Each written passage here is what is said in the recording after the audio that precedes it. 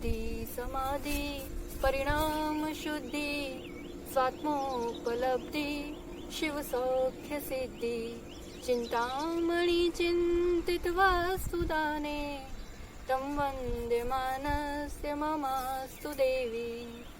भवसागर में भटक रही थी, गुरुदेव ने ही मार्ग दिया। कुंभकार की भांति हमको साधक का आकार दिया। जिन वाणी का सार बताकर हम सबका उद्धार किया। नमन हो इन सुनील सिंधु को जिन्होंने यह उपकार किया। वर्तमान शासन नायक महावीर भगवान की जय। मुनिकुंज ज्येष्ठाचार्य आचार्य श्री आदि सागर जी महाराज की जय। परम पूज्य 108 आचार्य महावीर कीर्ति जी महाराज की जय। तपस्वी सम्राट आचार्य सन्मति सागर जी गुरुदेव की जय। अभिक्षण ज्ञान उपयोगी चर्या चक्रवर्ती वर्तमान के वर्तमान मन प्राण गुरु श्रेष्ठ आचार्य भगवान सुनील सागर जी गुरुदेव की जय। धर्मानुरागी भव्यात्मनो, सच्चे जैनियों, भगवान महावीर के समय की सत्य घटना है। उस समय रोहिणी नाम का एक कातिल चोर, इतना जबरदस्त होशियार चोर था कि कहीं भी चोरी करता, कहीं भी हाथ मारता तो बिल्कुल भी सबूत तक नहीं छोड़ता था। सारी सेना, राजा सब उससे परेशान और उसकी तलाश में थे। उस चोर के पिताजी मरणासन थे।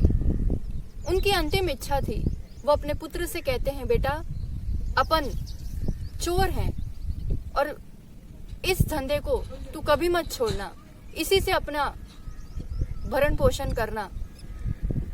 बेटा भी कहता है, ठीक है पिताजी, अब यही काम आपने सिखाया तो यही करेंगे, पर तू मेरी एक इच्छा पूरी करना, तू मुझे एक वादा कर। अब मरते की इच्छा कौन ना पूरी करे। बेटा कहता है, क्या बात है?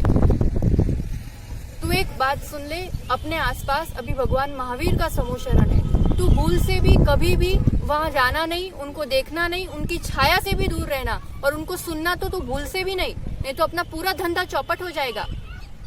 बाहर है अज्ञानी, जैसा बाप वैसा बेटा, जैसी। अब बेटा भी कुछ नहीं बोलता, ठीक है, अब उनको क्या दुखी करना। पर इस बात उसको दिमाग में फिट भी हो गई कि ठीक है, जब बने वहां तक भगवान महावीर से दूर रहना है। पर एक दिन बात ऐसी हुई कि चोरी करके उस रोहिणी चोर का भागना हुआ और पीछे सैनिक दौड़े। अब रास्ता और कोई नहीं था, वो समूह शरण से होकर ही जाना था। अब पीछे मुड़ता तो पकड़ा जाता, तो करे क्या, बहुत तेजी से दौड़ने लगा कि मैं कान बंद कर लूंगा, समूह शरण में तो अंदर जाऊंगा नहीं, बाहर आवाज सुनाई देगी तो भी मैं उंगली डाल दूंगा कान में, ऐसे करके जाने लगा। जीव की होनहारिता कहो, भाग्य कहो, जो भी कहो। जैसे ही वो समूह शरण के पास पहुंचा कि वहां पर उसको पत्थर से ठोकर लग गई। अब पत्थर से ठोकर लगी और पत्थर हटाए बिना आगे नहीं बढ़ सकता था, पीछे सेना थी, क्या करता।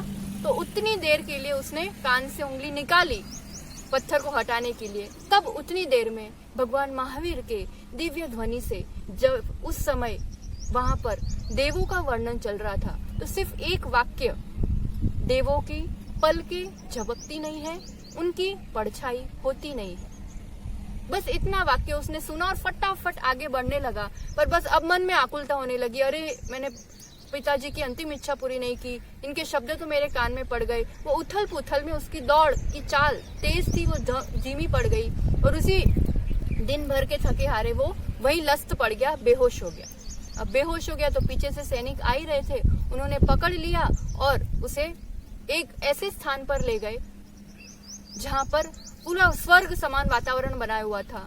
थोड़ी देर बाद उस चोर को होश आया, देखा तो अरे मैं ऐसी कैसी जगह आ गया हूँ, मैं कौन हूँ, मैं कहाँ आया हूँ। अप्सराएं दिख रही हैं, उन्हें पंखा कर रही है, ऐसा गजब का माहौल है उधर। तब वो अप्सराएं कहती है, देखिए आप इस दिव्य लोक में आए हैं, बस आप बता दीजिए कि आपने अपने जन्म में क्या क्या किया है। अगर आप सच सच बता देंगे तो ये स्वर्ग का द्वार है, आप स्वर्ग में पहुंचेंगे, नहीं तो फिर हम आपको नरक में धकेल देंगे। वो सोच में पड़ गया, बिना मरे तो कोई स्वर्ग में जाता नहीं है, ये ऐसी कैसी बात है, पर लग तो रही है सब अप्सरा जैसी। उतने में वो बात याद आ गई, भगवान महावीर की वाणी की सुनी हुई कि सचमुच अगर देव है, उसकी जैसी नजर पड़ी, अरे इनकी तो पलकें झपक रही है, ये चकाचौंध में लाइट में इनकी तो परछाई पड़ रही है, मतलब ये देव नहीं है, ये पक्का मुझे फंसाने का आयोजन है। वो अभय कुमार मंत्री बड़ा होशियार है, उसी ने ये सब कांड रचा है। और वो सजग हो जाता है और फिर उस समय वो उस रूप से बातें करता है कि सब अच्छी अच्छी बातें अपने जीवन की सुना देता है। सैनिकों के पास जो इसने माया जाल किया है, उनके पास कोई प्रूफ, कोई साबिती, कोई ऐसा बखान करने वाला कोई मिला नहीं विटनेस, इसलिए फिर उसको छोड़ देना पड़ा। अब छूट जाने के बाद उस चोर का चिंतन चला, ओहो भगवान महावीर की वाणी का एक वाक्य, मैं छूट गया, मेरे प्राण बच गए, तो मैं अगर उनको सुन लूंगा, पूरा जान लूंगा तो क्या मेरा उद्धार नहीं होगा? जरूर होगा। वो दौड़ा दौड़ा, पिताजी ने मेरे साथ धोखा किया, ऐसा मैंने अज्ञानता में रखा, और नहीं, अब मैं अपने साथ ऐसे नहीं होने दूंगा। वो सीधा समूशरण में पहुंचा। ओहो भगवान महावीर के वो दर्शन, उनकी दिव्य ध्वनि, ऐसा सम्यक हुआ, दीक्षा धारण की, और वो चोर कहलाने वाला भव्य जीव उसी भव से केवल ज्ञान प्राप्त कर मोक्ष को प्राप्त हुआ। ज्ञानियों, वो तो चोर अगर अपना कल्याण कर सकता है तो हम सब तो साहूकार है। भगवान की वाणी का, जिनवाणी का, जिनेंद्र भगवान की उस सतवाणी का एक वाक्य कमाल कर गया, जीवन बदल गया। सच है, अमृत का एक बूंद भी अमर बना देता है, तो ज्ञानामृत का एक बूंद भी कल्याण कर सकता है। ज्ञान समान न आन जगत में सुख को कारण, ये परमामृत जन्म जरामृत रोग निवारण। ये अमृत है जो मेरे लिए समस्त दुखों का नाश करती है, समस्त रोगों का नाश करती है। ये ज्ञान समान न आन जगत में सुख को कारण, मेरे सच्चे सुख का कारण है ये ज्ञान। कौन सा ज्ञान? ज्ञान नहीं है कि अपने में, ज्ञान तो है, सब जीवों में है। एक पेड़ पौधे में भी इतना ज्ञान है कि अपनी जड़ें पानी की तरफ बढ़ाता है। चींटी में भी ज्ञान है कि शक्कर की तरफ जाता है। हम सब में जीव मात्र में ज्ञान है जो सिर्फ संसार बढ़ाने में कार्य कर रहा है। ये उस ज्ञान की बात नहीं चल रही है। इस ज्ञान में जहाँ निर्मलता आती है, ये ज्ञान जहाँ सम्यक पने को प्राप्त होता है, ये ज्ञान जहाँ स्व और पर को जानता है, ऐसा जानना कि जिसके बाद कुछ ना जानना पड़े, स्वयं को जान लिया जाए, ऐसा ज्ञान प्राप्त करना, ये अब बारी आती है श्रावक के तीसरे मुख्य कर्तव्य में। आज बात करेंगे स्वाध्याय। स्व का अध्ययन करना। पर स्व का अध्ययन कैसे करना? हम तो अपने आप को जानते हैं, I am perfect, I am nice, I am beautiful, मैं इतने डिग्री, मैं तो जानता हूँ अपने आप को। क्या स्वयं का अध्ययन करना है? तो फिर स्वयं का अध्ययन करने के लिए यहाँ पर अपने आप को जानने के लिए भगवान को श्रेष्ठ साधन बनाया था। अपने जीवन को बदलने के लिए, परिवर्तन के लिए गुरु माध्यम बने थे। अब स्वयं को जानने के लिए जिनवाणी माँ, भगवान की ही वाणी, आप यानी जिन्होंने सब गुणों को प्राप्त कर लिया है, ऐसे आप्त द्वारा कही हुई वाणी जो गंधर्व द्वारा गूंथी गई है, जेली गई है और मुनियों द्वारा लिखी गई है, ऐसे आगम, शास्त्र, श्रुत, सूत्र, जो भी कह दो, इन सभी के उनमें जो भगवान की वाणी लिखी हुई है उसका अध्ययन करना, वाचन करना, श्रवण करना, पठन करना, चिंतन करना, इसको कहते हैं स्वाध्याय। ये एक स्टेप हुआ स्वाध्याय का। और उसके बाद उसके साथ फिर स्व का अध्ययन करना, स्वयं के साथ विश्लेषण करना, उस ज्ञान को उतारना, जैसे उस चोर ने किया, सुन लिया, पर सुनने के बाद जहाँ जरूरत पड़ी उसको लगाया अपने लिए। समझ में आ रहा? There is difference between knowledge and intelligence. Knowledge is information that you have, वो इंफॉर्मेशन थी चोर के पास, बट इंटेलिजेंस इज, अब डेफिनेशन देखना डिक्शनरी में भी, intelligence means to use what you know at the right time, in the right way. उसने जो जाना था उस टाइम उपयोग किया, तो ज्ञान अर्जन करना। ज्ञान मेरा अपना ही है, शास्त्र में ज्ञान है, शास्त्र में वो जड़ है, ज्ञान उसका गुण नहीं है। उसमें जो लिखा हुआ है वो सत्यवाणी है, जिनवाणी है, उसके माध्यम से मेरा ज्ञान निर्मल और प्रखर होता है, निखरता है, और फिर उसका सही समय सही उपयोग करने से, स्वयं का अध्ययन करने से ये स्वाध्याय की पूरी प्रतिक्रिया ऐसे स्टेप्स से पूरी होती है। ये स्वाध्याय करने की, माँ जिनवाणी का श्रवण मनन चिंतन करने के 5 प्रकार है, प्रतिक्रियाएं हैं। स्वाध्याय श्रावक का तीसरा मुख्य गुण है अपने लिए। श्रावक के कर्तव्यों में देव पूजा, गुरु उपासना के बाद अब पहला वाला है वांचना, वांचना यानी पढ़ना। क्या पढ़ना? तो जो मूल सूत्र लिखे हैं, जो अर्थ लिखे हैं, उसको पढ़ना मात्र भी स्वाध्याय कहलाता है। फिर प्रश्ना, पूछना भी, कोई जिज्ञासा है तो पूछ ली, या कुछ पढ़ाया है तो उसी में से वापस टैली करने के लिए, याद करने के लिए, ज्यादा समझने के लिए, दृढ़ करने के लिए पूछना, तो ये भी स्वाध्याय का ही एक प्रकार है।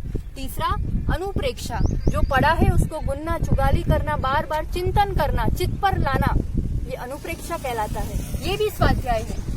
फिर आमना यानी शुद्ध उच्चारण करना, जैसे नमोकार मंत्र का, भक्तामर का, पाठ का, श्लोक का, इष्टोपदेश, पूरे श्लोक बोले, शुद्ध उच्चारण किया, ये इतना मात्र करना भी स्वाध्याय है। और फिर धर्मोपदेश करना, तत्व ज्ञान देना, श्रोताओं के लिए, कल्याण के लिए धर्म की बात कहना, ये भी धर्मोपदेश जैसे हम कर रहे हैं, ये तो हमारा भी स्वाध्याय हो रहा है। आप सुन रहे तो आपका भी स्वाध्याय हो रहा है। तो इस रूप से इतने प्रकार से जिनवाणी का श्रवण किया जाता है। पर जिनवाणी कहते किसे हैं, किसका स्वाध्याय करना, ये भी बहुत इंपॉर्टेंट बात है। कोई भी किताब पढ़ ली, किसी को भी उठा लिया, कोई भी मैगजीन पढ़ लिया, किसी की भी लिखी हुई, तो जिनवाणी के श्रेणी में नहीं आता। अपने व्यवहारिक जीवन में भी देखना, अगर हमें बात इतनी इंपॉर्टेंट नहीं होती है, कौन कह रहा है उस पर अपना पूरा रिस्पॉन्स निर्भर करता है, क्योंकि वक्ता की प्रामाणिकता से वचन की प्रामाणिकता होती है। तो वक्ता केवल ज्ञानी आप, वीतरागी जिनेंद्र भगवान, तीर्थंकर भगवान, उनकी ही वाणी, क्योंकि उनमें न राग है, न द्वेष है, न स्वार्थ है, न अज्ञानता है, पूर्ण ज्ञान को प्राप्त किया है, जैसा है वैसा दर्पणवत देखा है, उसको कहा है, तो वो मार्ग दर्शाया है। तो उनकी वाणी, अब वो साक्षात तीर्थंकर है नहीं, तो फिर कैसे मोक्ष मार्ग जीवंत रहेगा? तो फिर आचार्यों ने उपकार किया कि उन्होंने जो कहा उसको लिपिबद्ध किया, लिखा। तो वो जो मूल आचार्यों की वाणी जिसमें संकलित की गई है, लिखी गई है, उन्हीं को जिनवाणी कहते हैं। हम खुद भी ऐसा समझते थे और बचपन से देखा है, कोई भी वो एक लाल कलर की किताब आती है, उसमें जिनवाणी होती है, एक्चुअली पूजन पाठ संग्रह की बुक, तो उसी को अपन जिनवाणी समझते हैं। वो तो सब संकलन आदि है। कभी भी जो बुक पढ़ो उसमें देखने का किसके द्वारा लिखी गई है, वो एक पुराने प्राचीन अनेकांतमयी दृष्टि वाले आचार्य भगवंतों की वाणी होनी चाहिए, या ऐसे विद्वान हो जो एक पक्ष की बात ना करके अनेकांत से बात करते हो। ऐसी प्रामाणिक वाणी जिसमें है वही जिनवाणी है। और ये जिनवाणी माँ कही जाती है, क्योंकि माँ की तरह इसका अध्ययन करना हमारे लिए दुखों से, अनाचार से, दुराचार से, पाप से मुक्त कराता है, सुख, शांति, समृद्धि, उत्थान की ओर ले जाती है। माँ जैसे छोटे बच्चे को दूध का रसपान करा के बड़ा करके उसे सक्षम बनाती है, यहाँ तो ये माँ जिनवाणी 4-4 स्तनों से दूध का पान कराती है। ये कथन शैली कह दो, कहने की बात का एक पद्धति कह दो, या फिर कुछ जो टॉपिक्स वाइज उसको डिवाइड करना कह दो। इस रूप से जिनवाणी 4 अनुयोगों में डिवाइडेड है, 4 रूप से ये पूरी नियोजित की गई है। कौन कौन सी? तो हम जब जिनवाणी को अर्घ भी चढ़ाते हैं तो 4 पूंज चढ़ाते हैं ना, आप क्या बोलते हो उस समय? प्रथमम, कर्णम, चरणम, द्रव्यम, नमः। तो यानी इसमें समस्त आगम, समस्त जिनवाणी द्वादशांग आ गया। और ये प्रथमम यानी प्रथमानुयोग। आपसे एक बात पूछे, अपनी जिनवाणी के जितना ये अपार आगम है उसमें से भले कुछ उपलब्ध है, अभी एक रीत से कहा जाए तो पूरे सागर में से एक बूंद बराबर आज के समय में हमारे लिए उपलब्ध है, पर ये बात भी जान लो जितनी भी उपलब्ध है अपने कल्याण के लिए पर्याप्त है। इसलिए इस अपार आगम में आप कितने नाम जानते हो? गिना सकते हो फटाफट? अगर 10 नाम पूछे, 1 मिनट में एक के बाद एक नाम पूछे, तो अगर नाम ही नहीं पता होंगे, आचार्यों के नाम ही नहीं पता होंगे, कितने ऐसे सब्जेक्ट्स हैं, कितना का आपने अध्ययन कर लिया है, ये जो गाइड बुक अपने लिए अवेलेबल है, सही गाइड बुक कौन सी है ये जानना भी जरूरी है, और फिर उसका अध्ययन करना भी उतना ही जरूरी है। वही तो दिशा निर्देश देगी, वैसे ही तो वो माइलस्टोन से हमें आगे अपने रास्ते में बढ़ना होगा। तो सबसे पहला उसके लिए एक प्राथमिक है, प्रथम रूप से करना ही चाहिए, बहुत अनिवार्य है और ये रुचि को जगाता है, इसलिए इसको कहा गया है प्रथमानुयोग। कैसा अनुयोग? प्रथमानुयोग। इसमें क्या होता है, तो जिन्होंने कल्याण कर लिया, मोक्ष प्राप्त कर लिया, जो भी महापुरुष हुए, जो तीर्थंकर हुए हमारे लिए, महावीर आदि, जो सतियां हुई, चेलना, सीता, सबके चारित्र, उनका जीवन चरित्र पूरा इसमें वर्णन होता है। तो सब उतार चढ़ाव, कितने संघर्ष है, कैसा पाप पुण्य का फल, महिमा, ये सब इसमें समझ में आती है। समता, धैर्य, सहनशीलता, किस परिस्थिति में कैसे अपन को रिएक्ट करना, कैसे समता रखना, पाप का फल कैसे दुर्गति हुई, कैसे शुभ भावों का फल और पुण्य आश्रव से आगे मोक्ष मार्ग प्रशस्त हुआ, सब चीज एकदम क्लियर भी होती है और कहानियां होती है तो रोचक भी लगती है, रुचि भी जगती है। तो जैन रामायण यानी पद्म पुराण, महावीर पुराण, पार्श्वनाथ पुराण, ऐसे 24 ही पुराण भी है, चरित्र भी है, श्रेणिक चरित्र, प्रदुमन चरित्र आदि। तो ये सब आदि पुराण, तो इनको पढ़ना चाहिए। और प्रथम रूप से कुछ नहीं आता है तब तो इन्हीं से शुरुआत करके अपन पढ़ना शुरू कर सकते हैं और शुरुआत से क्या अंत तक इसमें रुचि हो। और कभी एक टाइम तो ऐसा निकालना चाहिए कि प्रथमानुयोग का कुछ ना कुछ तो स्वाध्याय करना ही करना चाहिए। ये मोटिवेशनल गुरु की तरह हमारे लिए काम करता है, पग पग पर हमें मोटिवेशन देता है। देखो माँ कहती है ना, देखो उसने कितनी बढ़िया रूप से कर दिया, तू भी तो कर सकता है। हाँ, मैं भी कर सकता हूँ, जब पढ़ते हैं इसने ऐसा किया था तो मैं भी कर सकता हूँ। मोटिवेशनल प्रेरणा का काम करती है और बात इतनी सहलाई से, आसानी से बताई होती है, जैसे माँ कड़वी से कड़वी दवाई चाशनी में लपेट के यूं खिला देती है, ऐसे माँ जिनवाणी ने जटिल बातों को इसमें आसानी से, सरलता से परोसा है हमारे लिए। दूध किसी भी स्तन से निकालो, काम तत्व को बढ़ाने का, पुष्ट करने का ही करती है। वैसे कोई भी अनुयोग पढ़ो, काम तो वही होता है, संसार विषय भोगों से विरक्ति और स्वात्मोपलब्धि की तरफ ले जाने का। दूसरा होता है करणम, क्योंकि करणानुयोग, करण यानी परिणाम, तो परिणामों का हिसाब किताब पूरा, जिसमें पूरी फैक्ट्री जो ऑटोमेटिक कर्मों की चलती है, बंद होता है, उदय होता है इस रूप से। तो ये सब चीजें इसमें बताई गई है एकदम स्पष्ट रूप से। हम कर्णानुयोग पढ़ने से अहंकार घटता है, हम इतराते हैं कि मैंने तो 50वें फ्लोर पर मकान लिया है, पर अब ये सब पढ़ते हैं तो समझ में आता है कि गुणस्थान तो आधा भी नहीं बढ़ा है, कितनी जमीन ले ली, कितनी, कैसे लोग कितना बड़ा है, काल कैसे परिवर्तन होता है, इसमें इतना सा टुकड़ा पाकर के मैं किस बात पर इतराता हूँ। पूरी की पूरी 6 खंड चक्रवर्ती ने यूं छोड़ दिए। तो फिर ये सब देख करके, जान करके अपना आसक्ति कम होती है और परिणामों की ओर दृष्टि, उसको संभालने की बात मन में आती है। तो ये कर्णानुयोग में गोमटसार जीवकांड, गोमटसार कर्मकांड, लब्धिसार, क्षपणासार, ऐसे 24 ठाना से प्रारंभ होके यहाँ तक पूरा जाता है। तो ये विषय थोड़ा जटिल किसी को लगता है, पर फिर भी थोड़ा सा अगर कोई अच्छे से पढ़ा दे तो फिर इसमें इतना उपयोग लगता है, इतनी एकाग्रता बनती है कि घंटों निकल जाए तो भी पता नहीं चलता। फिर आता है चरणानुयोग, चरणम यानी चरणानुयोग, चरण यानी आचरण की बात, चलना सिखाता है। ये कैसे चलना, बेटा कहते देख, तू देख के नहीं चला ना इसलिए गिर गया, अब देख कर चलना, सावधानी से चलना। ऐसे यहाँ भी माँ समझाती है कि तू जो पाप करेगा तू ही गिरेगा, तू ही भोगेगा, और पुण्य करेगा तो तू ही ऊपर ऊपर चढ़ेगा। तो कैसे सावधानी से चलना, ये लाइफ की जर्नी, हैप्पी जर्नी वास्तविक रूप से कैसे बने, ये पढ़ा तब तो पता चला। बाकी एडवर्टाइज देखी थी तो पता चला कि गुड डे से ही डे गुड होता है, पर ये पढ़ा तो पता चला कि गुड डे इस डे को गुड नहीं बनाती है, गुड भावना है, गुड विचार।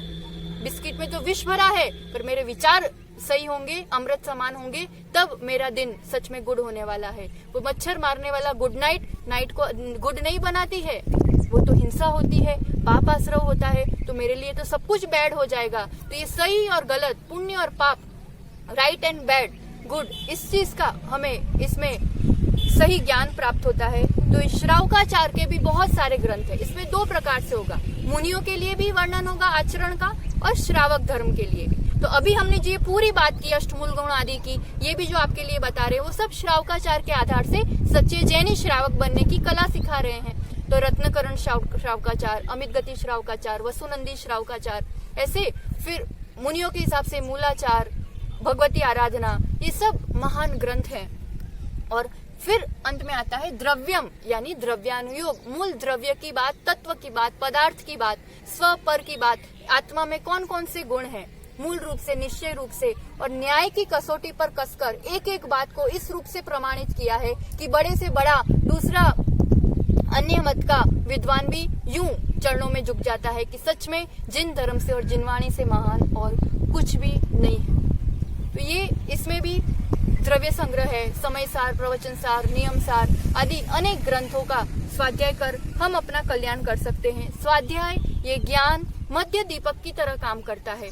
दीपक आप डेयरी पे रख दो तो दोनों ओर प्रकाश करता है, ऐसे ये ज्ञान एक तरफ मेरे श्रद्धान को, मेरी आस्था को बहुत दृढ़, बहुत प्रगाढ़ करता है, और दूसरी तरफ जो मैं क्रियाएं करता हूँ, जो मैं चारित्र निभाता हूँ, उस आचरण को अत्यंत निर्मल करता है। तो ऐसा ज्ञान के साथ कोई भी क्रिया करते हैं, अपन अभी तक कुछ देखा देखी या किसी ने कह दिया या संस्कारवश या परंपरावश, रूढ़िवश करते हैं, और अब ज्ञान के साथ वही क्रिया करते हैं, तो उसमें बहुत ज्यादा ज्ञान के साथ करने में एक जुड़ाव, एक एकाग्रता बनती है, उससे विशुद्धि बनती है, और कई गुना हमारा आनंद भी बढ़ता है। तो जो देव की पूजा से हमने पवित्रता बढ़ाई, उसके माध्यम से मार्ग को जाना, अपने स्वरूप को जाना, गुरु की आराधना से, उपासना से साहस मिला, संबल मिला, पावर मिला उस मार्ग पर चलने का, जीवन की दिशा परिवर्तित हो गई, और अब ये स्वाध्याय के माध्यम से स्थिरता बढ़ती है,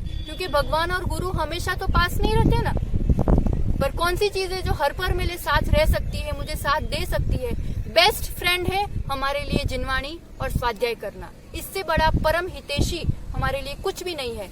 एवरी मोमेंट स्थितिकरण रखना, स्थिरता बनाए रखना, परिणामों में कहीं चूक गए, कहीं घूम गए, कहीं भटक गए तो तुरंत वापस हमें पीछे ला देता है। जैसे सुई में धागा हो तो सुई प्रायः घूमती नहीं है, और घूम भी जाए तो जल्दी मिल जाती है। ऐसे ही इस आत्म के साथ आगम जुड़ा हुआ हो, सुई मतलब सूत्र कहते हैं ना आगम को, सूत्र के साथ ये आत्म जुड़ा हो धागे से, तो फिर इन 84 लाख योनियों में जल्दी भटकती नहीं है, और कदाचित कहीं चूक जाए तो भी बहुत जल्दी वापस आ जाती है। इसलिए इस स्वाध्याय में रुचि को बढ़ाना, इसको अपना दैनिक कार्यक्रम में, प्रतिक्रिया में इसको जोड़ना बहुत बहुत बहुत जरूरी है। ऐसे ही थोड़ी आचार्य भगवंतों ने कहा है। कई बार कई लोगों की एक ऐसी रहती है कि स्वाध्याय में इतनी जल्दी रुचि नहीं बनती, पूजा कर लेंगे, मंदिर हो आएंगे, होगा तो विधान कर लेंगे, पर स्वाध्याय में इतनी रुचि नहीं बन पाती है। हमारा इसमें एक विशेष चिंतन है कि कई लोगों का रहता है ना इतना बड़ा बड़ा अभिषेक और सब तरह से अभिषेक करने की क्या जरूरत, तो हमें लगता है प्रायः करके श्रावक या दो प्रकार से रुचि वाले जीव होते हैं। एक को भक्ति का बहुत विशेष जरूरत है, जैसे हम जिस प्रांत में हैं, ये बागड़ आदि प्रांत है, तो यहाँ भक्ति की बहुत ज्यादा बाहुलता रहती है। उनको घंटों तक गवाते रहो, नचाते रहो, भक्ति विधान कराते रहो तो करते रहेंगे, स्वाध्याय करेंगे पर इतना ज्यादा नहीं, बस थोड़ा हो गया तो बहुत हो गया। और कुछ श्रावक ऐसे होते हैं, जैसे अपन महाराष्ट्र तरफ जाते हैं उस तरफ, तो वहाँ पे गुजरात में भी है प्रायः करके स्वाध्याय की रुचि बहुत ज्यादा होती है।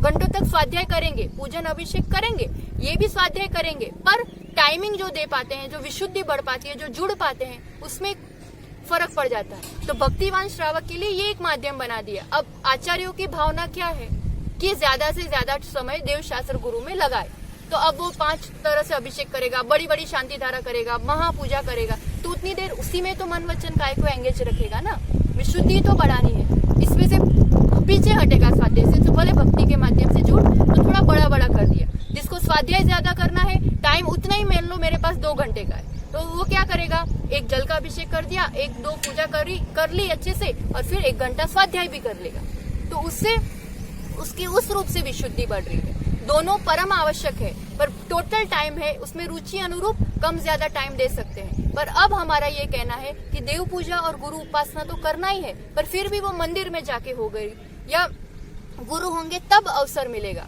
स्मरण से, गुणों से तो गुरु अपने हृदय में है, पर उसके साथ अब उनकी वाणी को जो उन्होंने जिया है, जो परोसा है, उसको अपन पचाएंगे, ग्रहण करेंगे, तब तो मेरे जीवन में भी वो स्वाद आएगा ना। इसलिए उसको समझना बहुत जरूरी है। तो इसमें कई बार जो एक कंप्लेन रहती है क्या कि प्राकृत भाषा होती है, संस्कृत भाषा होती है, लेते कुछ समझ में तो आता नहीं, सब ऊपर से जाता है, तो नहीं मन लगता है, रुचि नहीं लगती है। तो उसके लिए हम कहना चाहेंगे युवाओं, जन्म से पेट से तो कोई सब चीज सीख के नहीं आए थे, अब उसकी महिमा लग रही है, तो कितने जटिल से जटिल कंप्यूटर का विषय होते सीख लेते। जो भाषा घर में नहीं बोलते हैं, किसी को घर में नहीं आती है, तो भी अलग से अंग्रेजी भाषा सीखते हैं, उसी में पढ़ते हैं। सब करते हो कि नहीं करते हो? करते हो ना। क्यों? क्योंकि जरूरी लगता है, इसके बिना कैरियर नहीं बनना, इसके बिना मेरी सोसाइटी में कोई स्टेटस नहीं बनेगा। तो करते हैं। जो सीखते हैं, जो सीखना चाहे वो सीख सकते हैं। जिसकी रुचि लगन बने, बहुमान बने, महिमा बने, तो वो हम सीख ही सकते हैं। और फिर प्राकृत संस्कृत सीधा पढ़ना तो जरूरी है भी नहीं है। सब चीज ट्रांसलेटेड और सरल भाषा में आज के समय में सब चीज उपलब्ध है। शुरू तो करना पड़ता है, और शुरू करते हैं तो आप में तो वो क्षमताएं हैं, वो ज्ञान का क्षोभम है कि आप अपने आप फिर बहुत ऊंचे स्तर तक पहुंच सकते हो। आपने नाम सुना हो अगर, रतन चंद जी मुख्तार जी, सहारनपुर के हैं। आज के समय में सबसे सबसे सबसे प्रकांड विद्वान। उनकी शुरुआत कैसे हुई पता है? वो एक बहुत बड़े इंजीनियर और बहुत होशियार है। रुचि है धर्म की कि मंदिर चले गए, दर्शन कर लिए, ठीक। स्वाध्याय आदि समय भी नहीं निकाल पाते थे और नहीं करते थे। 40 वर्ष की उम्र तक की बात है, युवा। एक दिन की बात है, वो मंदिर गए तो वहां पर शाम के समय तो बुजुर्ग वर्ग सब स्वाध्याय कर रहे थे। तो गोमट सार जीवकांड का स्वाध्याय कर रहे थे, तो उसमें कुछ गणित का विषय आया तो वो अटक गए थे, कुछ नहीं सॉल्व कर पा रहे थे। और ये मैथ्स में एकदम मास्टर थे मुख्तार जी। तो वो वहां पर जब सुन रहे थे, उनके कानों में बात पड़ रही थी और उनको समझ में आ गया कि कहाँ अटक रहे, क्यों सॉल्व नहीं कर पा रहे। तो उन्होंने सहज रूप से कहा, देखो इसको आप इस रूप से करोगे ना तो आपका सॉल्व हो जाएगा। वहाँ जो बुजुर्ग थे सब इतने खुश हो गए, पीठ पर थपथपाई, अरे हम तो कब से अटके थे, तूने तो एक बार में बता दिया, तू तो बड़ा होशियार है, तू ऐसा कर, तू रोज आ जाया कर, हमको थोड़ा थोड़ा बता देगा तो हमारी गलती नहीं होगी। देखो कैसे प्रेरणा और प्रोत्साहन काम करता है। इसकी जगह कोई होता ना तो ऐसा भी सोच सकता है, हाँ बड़ा आया सिखाने वाला, हम रोज रोज स्वाध्याय करते और आज हमको सिखाने बड़ा आ गया। ऐसा ही होता है, वहाँ जीव टूटता है। कल हमने बात कही थी ना, वो लाला लजपत राय जो जैनी थे पर इसी रूप से मंदिर में इस रूप से तिरस्कार हुआ, वो दिन है कि वो पूर्ण रूप से जैन समाज से ही कट गया और अन्य समाज को अपना लिया। इसलिए युवाओं को और किसी को भी बड़े प्रेम से और प्रोत्साहन से धर्म के साथ जोड़ना पड़ता है। वहां से तब से वो रोज रोज जाने लगे, पढ़ने लगे, उनकी रुचि ऐसी बढ़ने लगी, ऐसा प्रवेश किया कि आज प्रत्येक कर्णानुयोग के ग्रंथों में उनको रेफरेंस बुक कहा जाता है। उनके माध्यम से सब चीज जानी जाती है और वो आज इतने बड़े विद्वान बन गए। युवाओं, हम विद्वान बने ना बने, इतना तो ज्ञान प्राप्त कर ले, जिनवाणी का इतना अध्ययन कर ले कि हम विवेकमान बन जाए। अपन के अंदर एक लगन, एक बहुमान तो होना ही चाहिए। केवल ज्ञानी ने क्या कहा है, साइंस ने क्या कहा, साइंटिस्ट ने क्या कहा, अभी क्या न्यू रिसर्च हुआ, कौन सा नया मॉडल आया, ये सब कितनी जानने की हमें उत्सुकता रहती है। वो इतनी सी चिप में इतना सारा आ जाता है, ये एक मैसेज, एक फोटो यहाँ से वहां चला जाता है। आजकल तो इतने बड़े टेक्निक्स और एप्लीकेशंस आ गए कि जरा जरा सी बात में आश्चर्य करते हो। आपको सुन करके खुशी भी होगी और बहुमान भी होगा। ये सब चीजें जो भी आजकल सीखी हुई है, कहीं ना कहीं उसका मूल आधार अपनी जिनवाणी है। ज्ञान का मूल स्रोत जिनवाणी के अलावा कहीं नहीं है। कितनी जिनवाणियां फॉरेन में, विदेशों में गई है और वहां उसको स्टडी कर करके आज ये सब डिजिटल हमारे सामने जो भी दिख रहा है, ये इसी का निचोड़ है। जो भी ज्योग्राफी, साइंस कितना जान पाएगा, जड़ पदार्थ तक जान पाएगा, वो भी बहुत सीमित, वो भी बहुत अंश तक। जो अदृश्य है, जो सूक्ष्म है, उनको भी केवल ज्ञान ने देखा है और वैसा का वैसा हमारे लिए बताया है। जो जिनवाणी में है ना, वीतराग विज्ञान में जो बताया है, वो उसकी हम जो क्रियाएं कर रहे हैं, जो जन्म से हमें धर्म मिला है, तो इतना तो मन में आना चाहिए ना कि क्यों कहा है, तो उसकी प्रासंगिकता, उपादेयता, उसकी महिमा क्या है, क्या कारण है, इतने के लिए भी उसको पढ़ना प्रारंभ करना चाहिए। पढ़ते हैं तो समझ में आता है कि कितनी कितनी सूक्ष्म बातें, ऐसा तो कहीं भी नहीं बताया, इतनी गजब की बातें बताई है। फिर बहुत उन आचार्यों के प्रति भी हमारी श्रद्धा बढ़ती है कि क्या ज्ञान है, क्या क्षमता है, मैं भी ऐसा ज्ञान प्राप्त कर सकती हूँ। मेरी निर्मलता, विशुद्धि जितनी जितनी बढ़ती जाएगी, मेरे में खुद में इतनी क्षमता है कि यहाँ बैठे बैठे दुनिया में क्या हो रहा है सब चीज जान सकती हूँ, जो चाहे कंट्रोल कर सकती हूँ, जो चाहे अपने लिए और दूसरों के लिए कर सकती हूँ। यहाँ की फिलॉसफी हमें सेल्फ ट्रू आइडेंटिटी बताती है। यहाँ की ज्योग्राफी, पूरा लोक, वर्ल्ड को, ग्लोब को कितना जानोगे आप, 3 लोक कितना बड़ा है। मैथमेटिक्स तो इतना गजब का है, ये लौकिक गणित तो क्या जानोगे आप, अलौकिक गणित, लोक से भी पार, इतना बड़ा गणित है। एक बार की बात है, एक बीएससी स्टूडेंट आया था, हम लोग त्रिलोकसार आदि का मैथ्स पूरा सॉल्व कर रहे थे, सब ये योजन, राजो, इतना बड़ा बड़ा क्या होता है इस रूप से, और वर्ग धाराएं और ये सब। तो उसमें उन्होंने कहा कि आप क्या कर रहे हो, मैंने बोला मैथ्स सॉल्व कर रही। इसमें क्या करने का, हमारा मैथ्स देखो बीएससी का कितना गजब मैथ्स आता है, ये वो ऐसा सब बात करने लगा। मैंने बोला ये कुछ भी मैथ्स नहीं है, तुम्हारे अंक जहाँ खत्म होते हैं ना, यहाँ अंक वहां से शुरू होते हैं। एक खट्टी पन्नत थी, कितने अक्षर है, कुछ पता भी है? बहुत ज्यादा है, तुम पढ़ के देखो एक बार। मैंने उस वक्त उनको सिर्फ एक सवाल पूछा, अच्छा तुम एक जवाब दो मैथ्स का। हम आपसे भी युवाओं से पूछना चाहेंगे, ऐसा नंबर बताओ, इफ यू ऐड 10, है ना, ऐड करो प्लस करो 10 और सब्ट्रैक्ट 10, 10 माइनस करो, तो 10 ऐड करने पर भी वो एक वर्ग यानी समझते स्क्वायर की वैल्यू, जैसे 2 इंटू 2 4, तो 4 इज कॉल्ड स्क्वायर, वर्ग कहलाता है। तो भी वर्ग, पूरा वर्ग की वैल्यू आई, और सब्ट्रैक्ट करे माइनस तो भी पूरी वर्ग की वैल्यू आई। वो हक पका गया वो युवा, सोचने लगा बताता हूँ। उस वक्त कुछ नहीं बता पाया। फिर दूसरे दिन आया तो कहता है ये सवाल ही गलत है। मैंने बोला सवाल गलत नहीं है, ये अलौकिक गणित और जैन गणित पढ़ो, 1 सेकंड में जवाब दे पाओगे। जवाब समझ में आया? 26 में प्लस करो 10 तो भी 36 आता है, ये 6 का स्क्वायर है। और 26 में माइनस करो 10 तो 16 आता है, ये 4 का स्क्वायर है कि नहीं? तो ये फटाक से 1 मिनट में इतनी बड़ी बड़ी धाराएं, इतनी बड़ी बड़ी रकम यूं निकल जाती है। केवल ज्ञान के अविभाज्य प्रतिच्छेद अनंतानंत वहां तक की संख्या जैन गणित में है। तो ये यहाँ का जो अकाउंट्स है, पुण्य पाप प्रॉफिट कहाँ पर है, ये यहाँ का लॉ, अच्छा वकील भी फेल हो जाए, इस रूप से, इस लॉ से पूरे जिनागम को प्रमाणित किया है, वाक्यों को प्रमाणित किया है। तो इसको भी तो अपन जान करके अपना ज्ञान बढ़ा सकते हैं, अपना समय का सदुपयोग कर सकते हैं, फिर इसका चिंतन करते हैं, इसका अध्ययन करते हैं, तो इसके साथ साथ नॉलेज बढ़ रहा है, इंफॉर्मेशन बढ़ रही है। पर उससे भी बड़ी बात, मुझे जीवन जीने की कला आती है, जिम्मेदारी पूरी स्वयं पर आती है। अब मुझे अपने आप को कैसे संभालना है ये बात आती है। तो फिर आदिनाथ पुराण पढ़ा तो हमारा स्वयं का बताओ चिंतन वैसा चला कि आदिनाथ भगवान जहाँ गर्भ में आए थे उससे 6 माह पहले से हजारों देवता जिनकी सेवा में रहते हैं, है ना।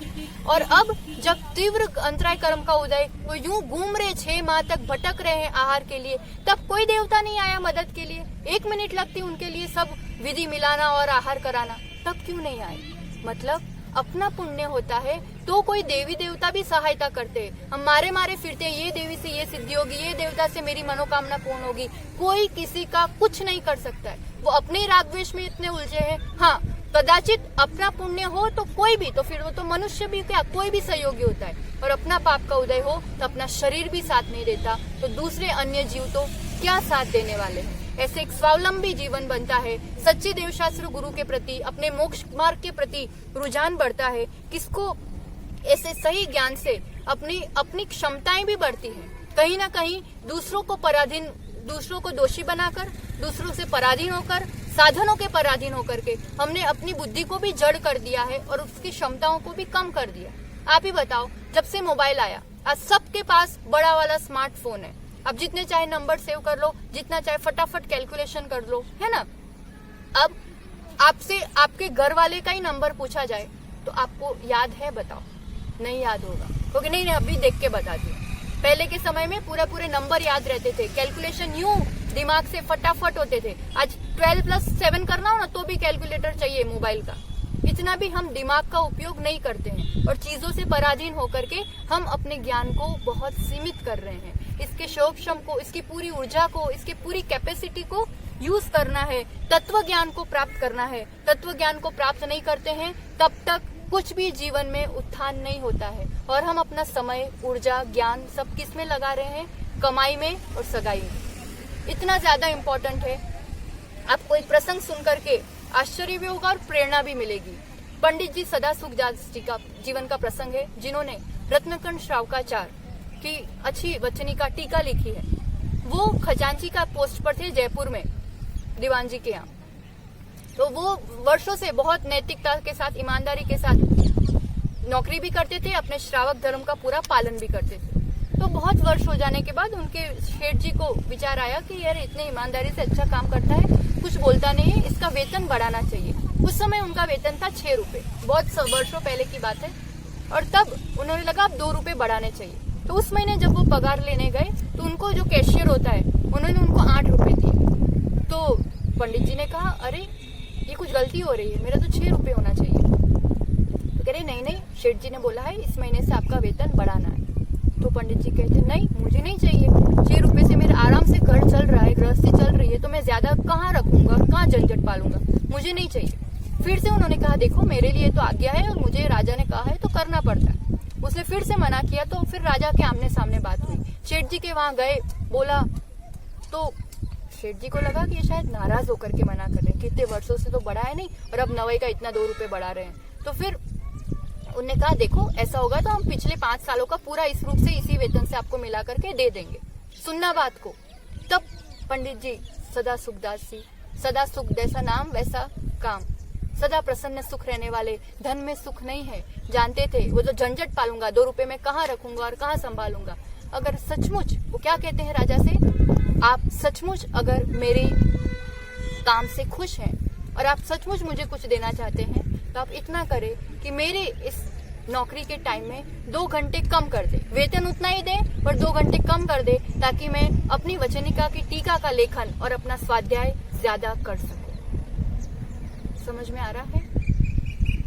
इस रुपए पैसे वाले धन की नहीं, ज्ञान धन की कीमत ज्यादा, मेरा समय कहाँ ज्यादा जाना चाहिए। ये धन क्या दे देगा आपको? थोड़ी सी बाहर की सुविधाएं, खुशी और सुख नहीं दे सकता, बस थोड़ी सी सुविधाएं और सो कॉल्ड बाहर के लोगों के लिए थोड़ा सा एक सम्मान, और कुछ नहीं देता है। ये पढ़ाई और कमाई के पीछे अपन स्वाध्याय का बहाना बना के नहीं कर पाते हैं। ये सिर्फ और सिर्फ इस जन्म का थोड़ा सा देगा और यहीं के यहीं छूट जाएगा। और ज्ञान धन क्या देगा? जैसा अभी कहा था हमने, क्या कहा था? बोधि, समाधि, परिणाम, शुद्धि, स्वात्मोपलब्धि, शिव सौख्य सिद्धि। इसके अलावा किसी को भी क्या चाहिए बोलो? और ये सब चिंतामणि रत्न से भी बढ़कर चिंतित दाने। तो आप जो चिंतन करोगे वो मिलेगा, सोचने मात्र से तुरंत फलीभूत होगा। कारण स्वाध्याय करने से असंख्यात कर्मों की निर्जरा होती है, उस समय इतनी विशुद्धि बढ़ती है, मन वचन काई पूरा उसमें लगा हुआ है, इतना शुभ आश्रय होता है, सच्चा ज्ञान मिलता है, सच्चा सुख का रास्ता मिलता है। चाहे कुछ हो जाए, मैं ज्ञाता दृष्टा सहजानंद आनंद स्वरूप आत्मा हूँ, ये बोध के साथ फिर कुछ चीज प्रभावित नहीं करती है और फिर वास्तव में आत्मकल्याण का मार्ग प्रारंभ होता है। श्रीमद राजचंद्र जी तत्वज्ञानी, आध्यात्मिक, अत्यंत जैनी श्रावक का जीवन। जौहरी थे वो, हीरो का व्यापार करते थे। एक बार एक भैया उनकी दुकान पर समयसार ग्रंथ देने आए। उन्होंने उसकी बदली में उसे सिर पर रख के बहुमान करके फिर वो भैया को बदले में बहुत सारे हीरे का थाल पूरा दे दिया। वो भैया बड़ा आश्चर्य कर रहा है, ये क्या कर रहे हो आप? तो ये वहाँ पढ़ा था तो ये चीज देने आए, 5-7 रुपए के कागज है ये, आप उसके बदले आप मुझे ये क्या दे रहे हो? तब श्रीमद राजचंद्र कहते हैं ये 5-7 रुपए के कागज नहीं है, इसका एक एक अक्षर बहुमूल्य है। मैंने तो ये बहुत थोड़े रत्न दिए हैं, और लेकर के जाओ तो भी इसकी कीमत आंकी नहीं जा सकती है। ऐसा एक एक अक्षर जिसका अनमोल रत्न, चिंतामणि रत्न से भी अनमोल है, उसके लिए समय, ऊर्जा और अपना जीवन देना।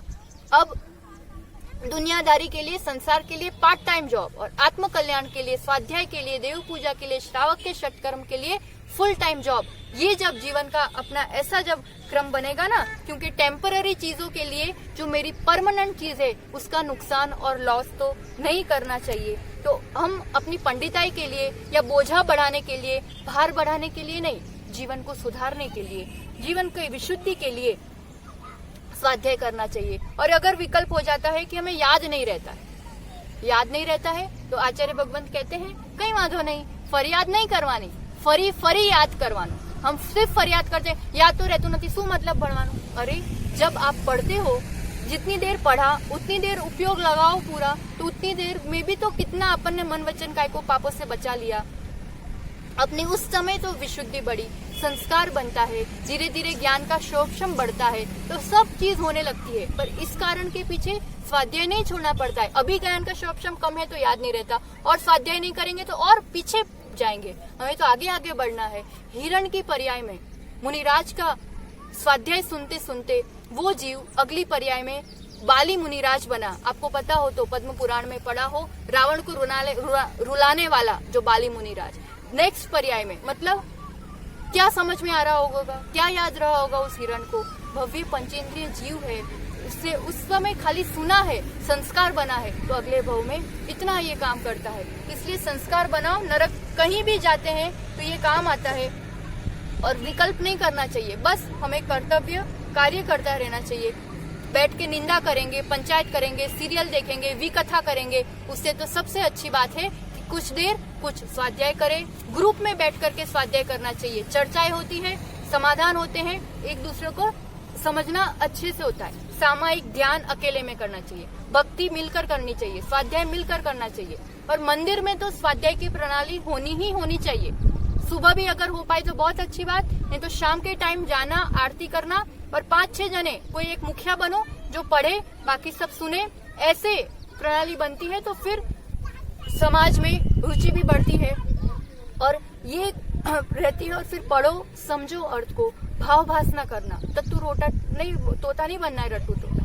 भाव भासना करके अर्थ समझ के कोशिश करना चाहिए उस रूप से जीवन को करने के लिए। और युवाओं को भी पढ़ना सुनना चाहिए। और हम तो कहेंगे आज की टेक्नोलॉजी के हिसाब से उसको और सरल बनाओ और सबके लिए परोसो, खुद जानो, सबको बताओ कि क्या वास्तविकता है, कितनी बड़ी और अच्छी बातें अपने जिनवाणी में बताई गई है। इस सब रूप से बड़ी बड़ी पोस्ट तो हासिल कर लेंगे, कुछ नहीं है जो सचमुच जानने लायक है। उन बातों को अपन माँ जिनवाणी के माध्यम से जानेंगे। आचार्य भगवंत अभिक्षण ज्ञान उपयोगी गुरुवर दिन रात प्रतिपल जिनके लिए सिर्फ और सिर्फ जिनवाणी स्वाध्याय और ज्ञान का ही उपयोग रहता है, आचार्य भगवंत का परम उपकार है। संघ में भी सतत स्वाध्याय की प्रणाली है। विहार हो या उपास हो या कुछ भी बात हो, कहीं भी जितना भी चल के जाओ, स्वाध्याय होना है, मतलब होना है। आचार्य भगवंत कहते हैं युवाओं, ये सबसे बड़ी पूंजी यही है।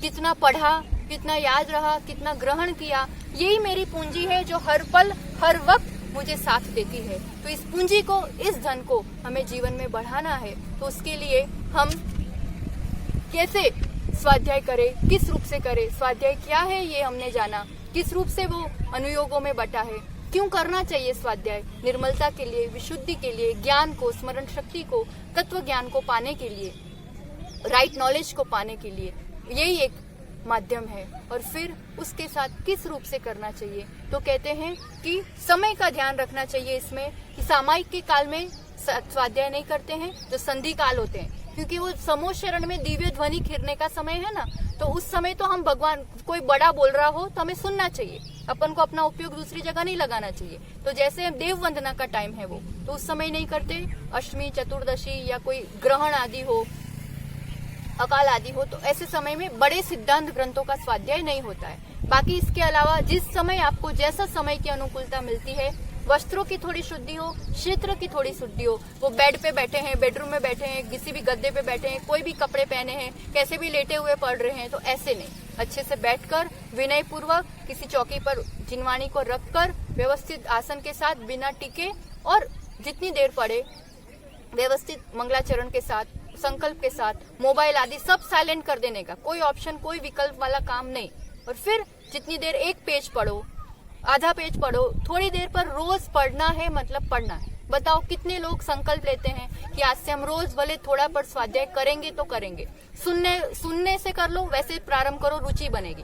फिर प्रथमानुयोग से स्टार्ट करो, धीरे धीरे श्रावकाचार आदि पढ़ो, और फिर सब रुचि एक बार प्रवेश करते हैं ना, फिर ये तो अद्भुत खजाना है, लूटो, इतना लूटो, फिर तो मन मानता ही नहीं है, आज रह गया ऐसा लगता है, फिर बढ़ते जाता है। तो इसलिए हमें विश्वास है आप करोगे। कब से करोगे बताओ, कब से करोगे? कल से? कल कभी भी आता नहीं है। आज से, अभी से कोई भी अच्छा काम हो तो अभी से अपन को करना चाहिए। और इस स्वाध्याय की प्रणाली बच्चों को भी इसके साथ जोड़ना चाहिए। आप पढ़ो और बच्चों को कथाएं सुनाओ, पुराण की जो भी अद्भुत कथाएं, ये बिरबल, ये तेनालीरामन जो भी है, ये सब तो बहुत बाद में आए। श्रेणिक चारित्र पढ़ो, क्या गजब की बुद्धि, अभय कुमार का पढ़ो, और ऐसे क्वेश्चंस पूछो बच्चों को, ऐसी पजल्स पूछो, फिर वो क्या जवाब देते हैं। ज्ञान का शोषण बढ़ता है, सच्चा ज्ञान मिलता है। उनके लिए कथाएं आजकल YouTube पर भी बहुत चीजें अवेलेबल है, ऐसी स्टोरीज सुनाओ, पंक्तियां, स्तुतियां, ये सब याद कराओ। उनका आप उपयोग लगाओगे तो उनके लिए भी उपयोग लगाना बहुत आसान हो जाएगा। तो इस रूप से हम सब पूर्व आग्रह को छोड़ करके एक खाली घड़ा होता है ना, उसी में भरा जाता है। उसको कुएं में जल है निर्मल, पर उसको अंदर जाना पड़ता है, झुकना पड़ता है, वो खाली होगा तब भरेगा। इसी रूप से हम सब प्रकार की गलत मान्यताओं को, पूर्वाग्रह को छोड़ करके एकदम सच्चे जिज्ञासु बन करके खाली घड़ा लेकर के माँ जिनवाणी और गुरु के पास रहते हैं तो ग्रहण हो पाता है। So it's the most special time of your daily routine 24 hours. देव पूजा पवित्रता को बढ़ाने का, गुरु उपासना अपने गुणों की वृद्धि के लिए, और फिर स्वाध्याय, हमें स्वाध्याय स्वयं का अध्ययन करने के लिए, यानी appointment with my own self. मेरी अपने साथ ये अपॉइंटमेंट है, सेल्फ स्टडी करना, सेल्फ अपॉइंटमेंट अपने लिए लेना। And then at the end of day एक बार जो कुछ भी पढ़ा है, जो भी उसका चिंतन करे, चुगाली करे, फिर स्वयं का अध्ययन यानी सेल्फ इंट्रोस्पेक्शन करे कि मेरे से क्या चूक हो गई, क्या गलती हो गई, मैं क्या कर सकता था, नहीं अब की बार ऐसा नहीं करूंगा।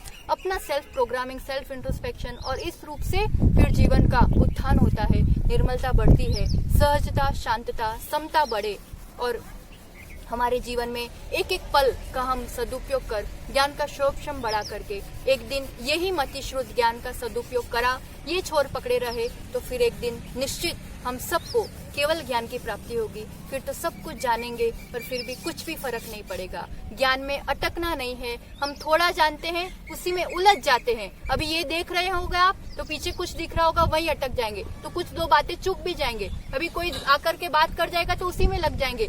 जान हम भी रहे हैं, जितना जान रहे हैं उसमें अच्छा बुरा सही गलत होना चाहिए नहीं होना चाहिए, वो अटक जाते हैं, तो वहाँ बुद्धि अटक गई। अब आप रूम में हो, रूम में दरवाजे पे अटक गई नजर, कोई व्यक्ति पे अटक गई, तो आप उसके बाहर का नहीं देख पाओगे। ऐसे ही ज्ञान कहीं राग द्वेष से अटक जाता है तो सीमित हो जाता है। और अब वो जब सिर्फ जान रहा है, रोड पर देखो सिर्फ जा रहा है, सिर्फ ज्ञाता दृष्टा भाव। थोड़ा सा ऐसा अपन पुरुषार्थ करो, भगवान की नकल किया करो, 2-1 मिनट 5 मिनट ऐसे बैठा करो, एकदम शांत पद्मासन, वैसा का वैसा नासाग्र दृष्टि के साथ गुरु की तरह बैठा करो, थोड़ी उनकी नकल किया करो। और जो पढ़ते हैं स्वाध्याय में, उस समय फिर वो चिंतन किया करो ज्ञाता दृष्टा के भाव के साथ। फिर देखो कैसा ज्ञान का क्षोभशम और एरिया बढ़ता है। जितनी निर्मलता बढ़ती है, वही निर्मल ज्ञान एक दिन फिर केवल ज्ञान में सब कुछ जानने के लिए मेरे लिए वो गुण प्रकट हो जाता है। तो अनंत गुण की खान ये आत्मा, अब इस आत्मा को निरीक्षण करते हुए, परीक्षण करते हुए हम देव शास्त्र गुरु तीनों की भक्ति करेंगे, आराधना करेंगे और साधना के मार्ग में आगे बढ़ेंगे। तो इसी दिव्य मंगल भावना के साथ आचार्य भगवान